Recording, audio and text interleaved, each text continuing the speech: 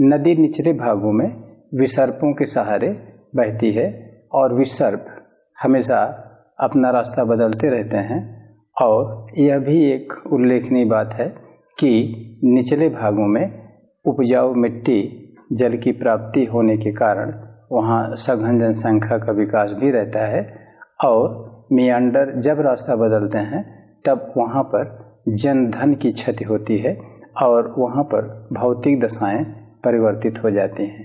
इसलिए आइए हम लोग देखते हैं कि क्या हमारी जनता, हमारी सरकार इन मियांडर के नियंत्रण पर कुछ कार्य कर रही है या नहीं।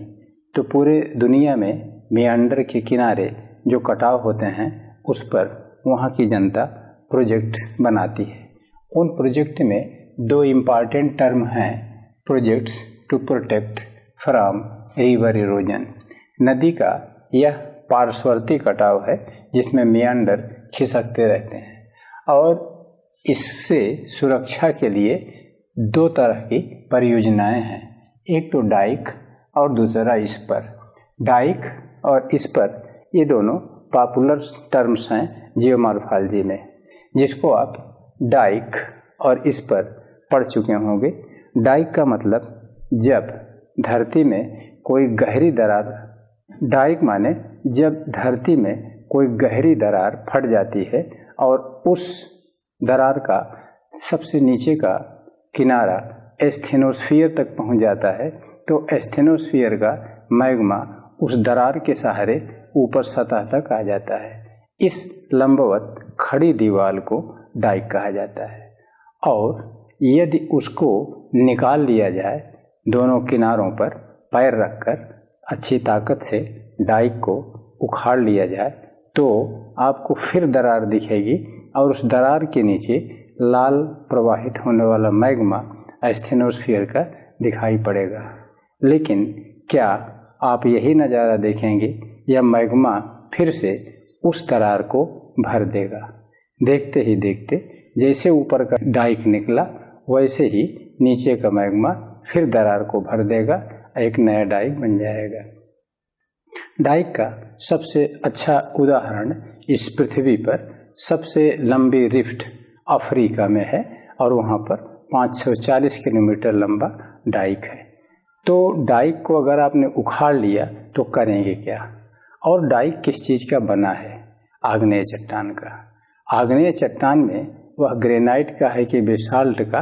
वह ग्रेनाइट का है, क्योंकि अंदर ही अंदर वो ठोस हो गया है। तो उस उखाड़े हुए डाइक को आप करेंगे क्या?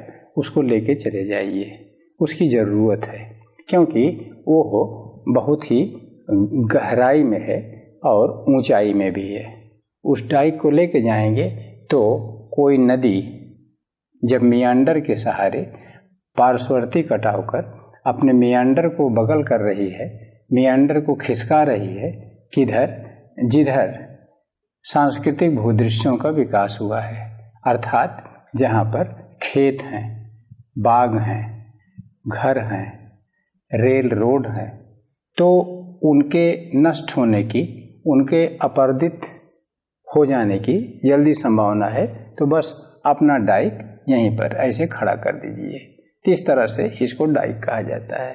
तो कुल मिलाकर हम जियोमॉर्फोलॉजी के जियोलॉजी वाले चैप्टर, या कह लीजिए हम वोल्केनोलॉजी वाले चैप्टर में डाइक पढ़े थे, लेकिन अब हम नदी में ह्यूमन एस्पेक्ट में एक टर्म डाइक को सीख रहे हैं, जिसका मतलब होता है नदी के अपरदन प्रभावित किनारे पर एक लंबी पक्की सतत दीवार, जिसका उद्देश्य क्या होता है कि धारा का जल इस पक्की दीवार से टकराकर और दूसरे रास्ते पर चला जाएगा और जिसको ये काटना चाहता है उसको नहीं काट पाएगा और नदी अपने विसर्पों को खिसका नहीं पाएगी, हमारा सांस्कृतिक भूदृश्य सुरक्षित रहेगा। इस तरह से डाइक के दो माने हुए, डाइक के दो अर्थ हुए। पहला अर्थ वोल्केनोलॉजी, ज्वालामुखी विज्ञान में खड़ी चट्टानें जो दरार में मिलती हैं।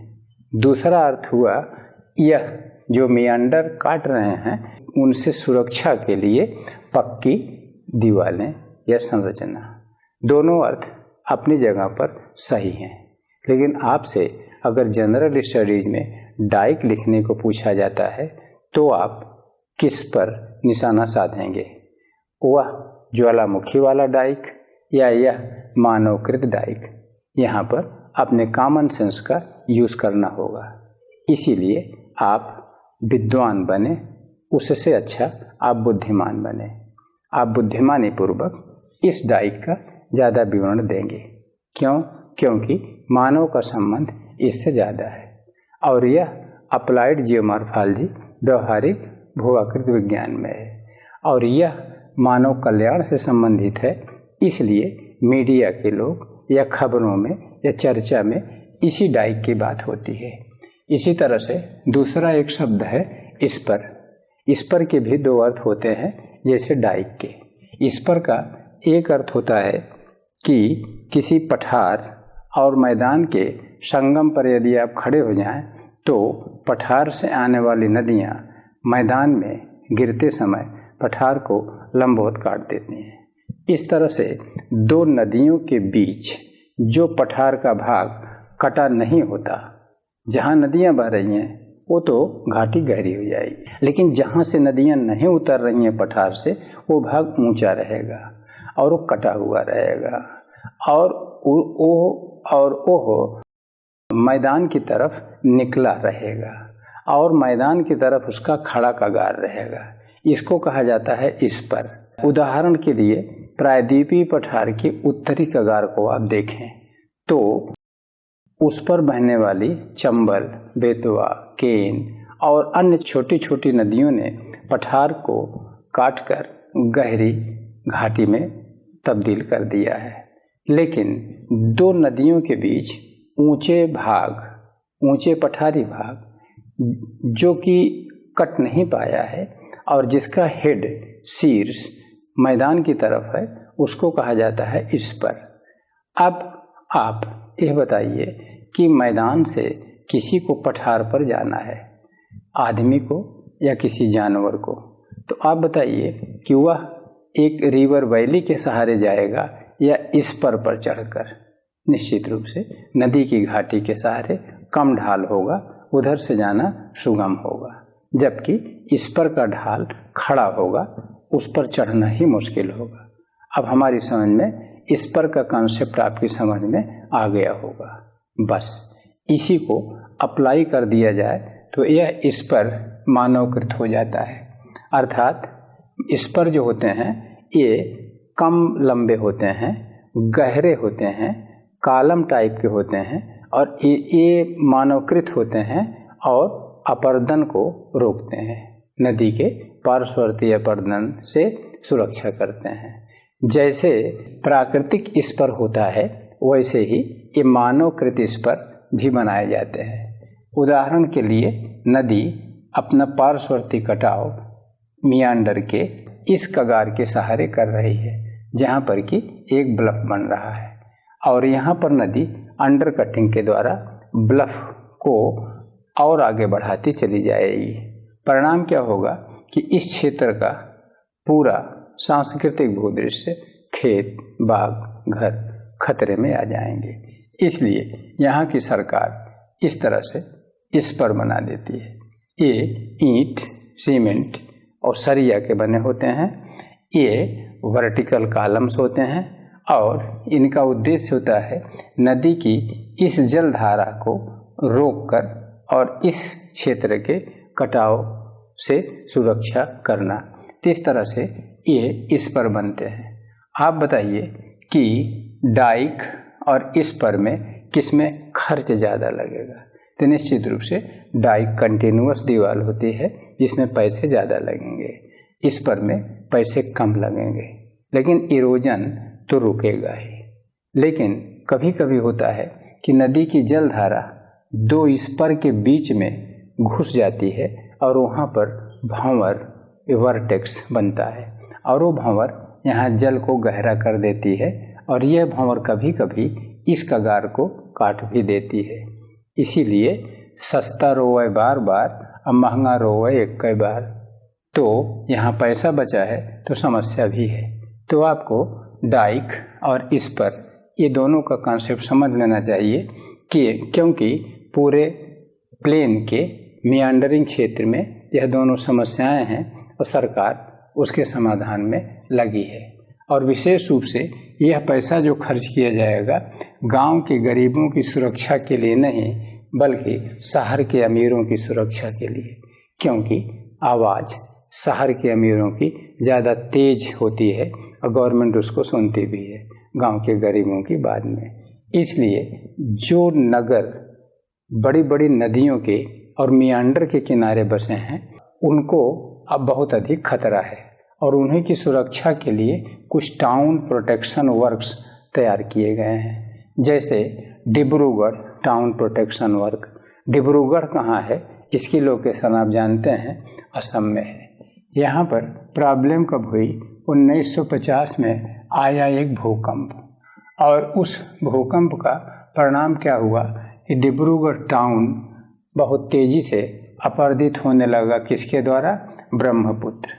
तो आप लोकेशन देख लीजिएगा कि डिब्रूगढ़ ब्रह्मपुत्र नदी के किनारे है और इसी के कोप का भाजन बन रहा है।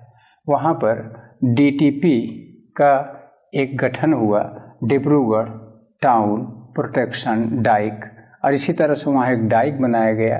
कब की बात है? बस 1950 में सदमा लगा, 54-55 में वो डाइक बना दिया गया, जिसकी लंबाई 8.5 किलोमीटर थी। और वहाँ पर फ्रेमा ने उसको बाद में फिर से 2017 में सुधार दिया। फ्रेमा क्या है? फ्रेमा माने flood and river erosion management agency of Assam.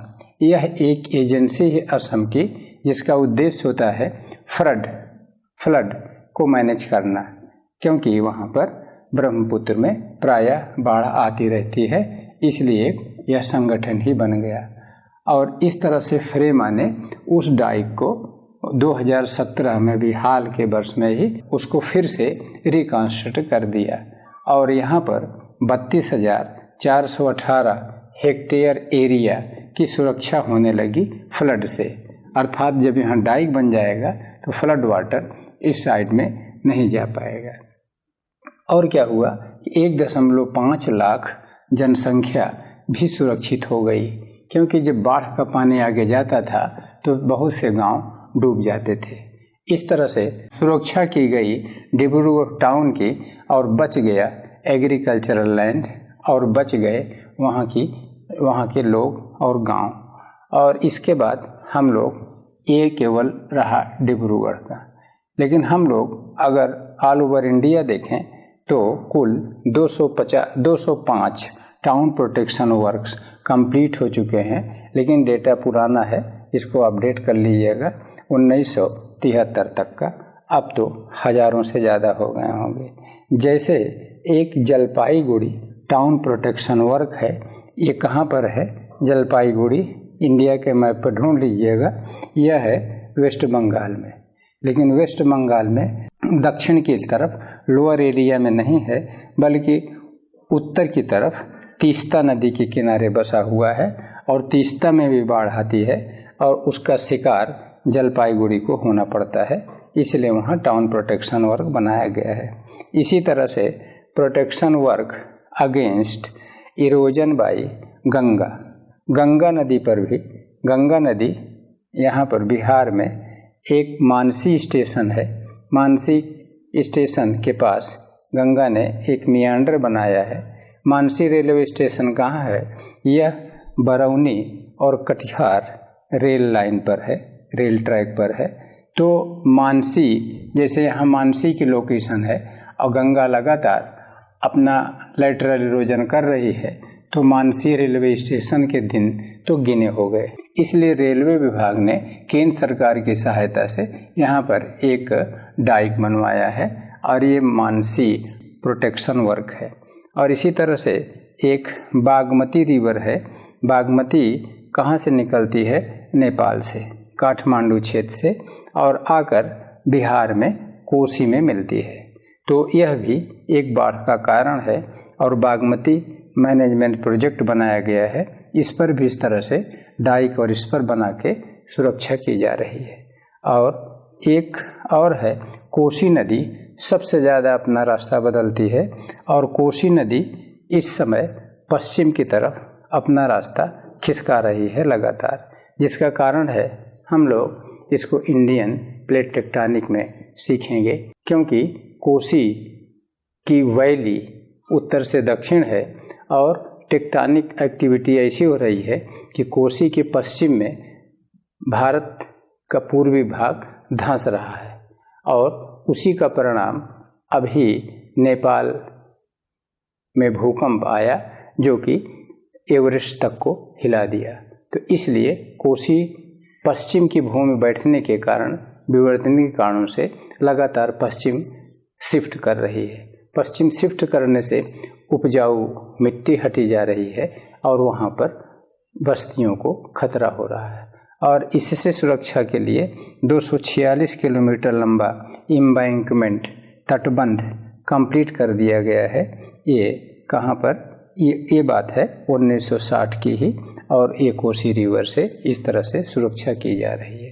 ये रही कहानी हमारी कि किस तरह से नदियाँ अपना काम कर रही हैं, निचले भागों में मियांडर के द्वारा तबाही ला रही हैं, और किस तरह से हमारी सरकारें विशेष रूप से डाइक और इस पर बनाकर टाउन प्रोटेक्शन, विलेज प्रोटेक्शन और लैंड प्रोटेक्शन वर्क का काम कर रही हैं।